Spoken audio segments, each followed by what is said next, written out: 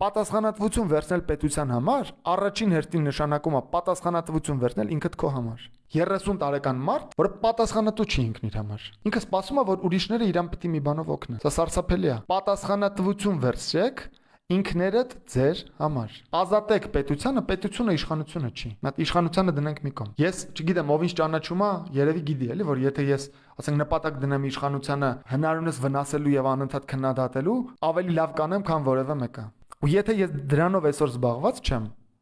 դա ոչ թե նրանից է, որ չգիտեմ իշխանություններին շատ եմ սիրում, ուշքս գնում է։ Պատճառն է նա, որ ես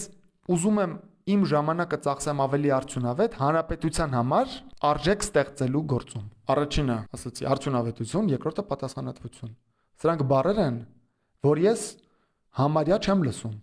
Շփվում ենք, չէ՞, բոլորս էլ շփվում ենք։ Մի հատ ուշադրություն դարձրեք, քանի անգամ եք դուք լսել պատասխանատվություն բառը։ Եվ քանի անգամ եք լսել արդյունավետություն բառը։ Լինել պատասխանատու, լինել արդյունավետ։